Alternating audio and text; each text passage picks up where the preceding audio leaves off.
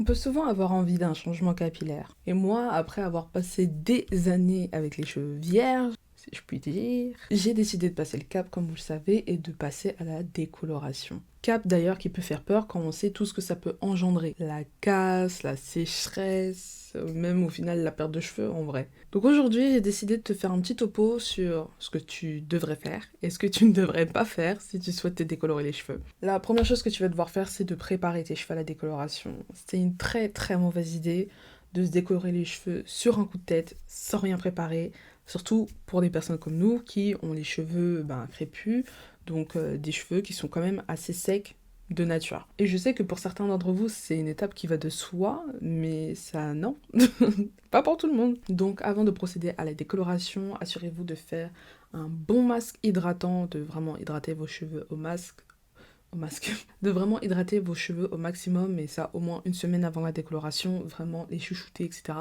Bien sûr, avant la décoloration, ça normalement vous êtes censé le savoir, mais je le rappelle, ne pas faire tout ce qui est tresse, ne pas faire tout ce qui est braid, enfin toutes les coiffures en gros qui peuvent plus ou moins abîmer vos cheveux ou qui peuvent les stresser, enfin stresser votre cuir chevelu plus, et du coup en gros laissez vos cheveux vivre. Littéralement, laissez vos cheveux vivre avant la décoloration et hydratez-les au maximum. La deuxième chose à faire, que j'ai fait mais que j'ai mal fait, et donc durant le processus ça a été plus compliqué, ça va être de démêler vos cheveux. Et c'est vraiment une étape importante. Normalement ça aussi ça va de soi, mais quand je dis démêler vos cheveux, c'est pas genre juste je prends ma Tangle Teezer, je démêle et tout. Non, quand je dis que vos cheveux doivent être démêlés, c'est démêlé au peigne fin. Tu vois, le peigne avec les petites dents, c'est celui-là avec lequel tu vas devoir démêler tes cheveux.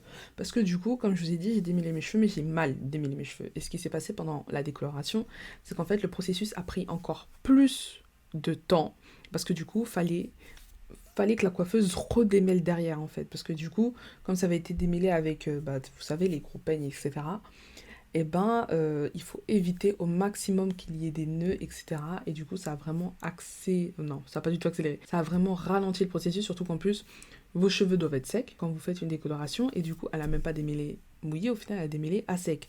Donc c'est encore plus compliqué, tu vois. Donc si vous voulez éviter de prendre 2 heures à la place de, je sais pas, peut-être 1 heure, je donne des heures comme ça, démêlez super bien vos cheveux avant de décolorer vos cheveux. Ensuite, une croyance qui a la vie dure, il n'y a pas besoin de mettre de beurre, etc.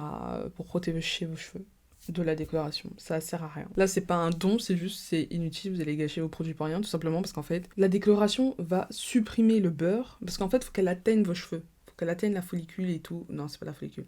Bref, il faut qu'elle atteigne vos cheveux pour ensuite enlever la couleur, etc. Et donc en fait, elle va détruire le beurre, l'huile, ou tout ce que vous mettez pour protéger vos cheveux. Donc ne mettez pas d'huile ou de beurre. Ça va juste être un gâchis de produit au final. Maintenant qu'on a parlé de ce qu'il faut faire avant la décoloration, on va parler de ce qu'il faut faire après, parce que c'est le début des emmerdes, qu'on se le dise clairement, c'est là où tout se complique et en même temps on fait les choses en connaissance de cause. Donc qu'est-ce qui se passe après la décoloration? Alors la première chose c'est que comme je vous ai dit, avant la décoloration vous allez faire un soin hydratant, après la décoloration vous allez faire un soin protéiné.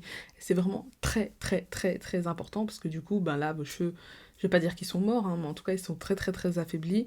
Et du coup, le soin protéiné va venir vraiment les rebooster. Ça va vraiment leur donner, tu vois, la patate. Ils reviennent en vie, du moins ils font ce qu'ils peuvent. Et donc ça, c'est un soin qu'on fait le plus rapidement possible. Hein, on n'attend pas. D'ailleurs, faites le même juste après. Faites le soin le plus vite possible parce que vos cheveux seront au bord du cercueil, clairement. Ensuite, une fois que vous avez fait ça, il va falloir mettre en place une nouvelle routine. Parce que bien sûr, avant vous aviez une routine capillaire qui fonctionnait sûrement super bien, mais maintenant que vos cheveux sont fragilisés, qui sont décolorés, il va falloir mettre une nouvelle routine en place. Et ce que je vous conseille forcément, c'est de acheter non seulement des nouveaux produits, mais d'acheter déjà des produits faits pour les cheveux décolorés, mais surtout des produits protéinés, riches en protéines, parce que là aussi, ça va permettre de rebooster vos cheveux à mort. Donc, nouvelle routine à mettre en place, nouveaux produits, et surtout, si possible, des produits protéinés. Et là encore, vous savez, j'ai déjà fait des vidéos sur comment faire pousser ses cheveux, etc. Et là, en fait, tout va s'appliquer, mais fois 5. Ça veut dire que, par exemple, déjà de base, vous évitez de toucher trop vos cheveux. Là, ça va être x5. Évitez vraiment de toucher. Enfin, quand je dis toucher, c'est vraiment de manipuler. Évitez vraiment de manipuler vos cheveux à mort. Donc là, moi, je sais que je fais encore plus de coiffure protectrice qu'avant. parce que je sais que, voilà, c'est chaud, tu vois. J'évite de les démêler souvent, etc., parce que sinon, c'est la galère. Là, honnêtement, pour vous faire un petit update, moi, du coup, de mes cheveux, étonnamment, mes cheveux se portent super bien. Et j'ai moins de casse qu'avant, mes cheveux sont plus doux, enfin, même, par exemple, ma mère a touché mes cheveux, elle m'a dit que, ouais, bah, ils étaient doux et tout, bonne santé, tout ça. Donc, au final, je pense que je prends tellement soin de mes cheveux, parce que je veux pas qu'ils se cassent, que j'en prends soin encore mieux qu'avant. Et c'est plutôt une bonne chose. Donc, au final, finalité, si vous souhaitez vous décolorer les cheveux, faites, parce que on n'a qu'une vie, one life, tu vois. Mais derrière, faut assumer. J'espère que cette vidéo vous aura plu. On se retrouve bientôt pour une nouvelle vidéo. N'hésite pas à liker cette vidéo et à t'abonner. La bise.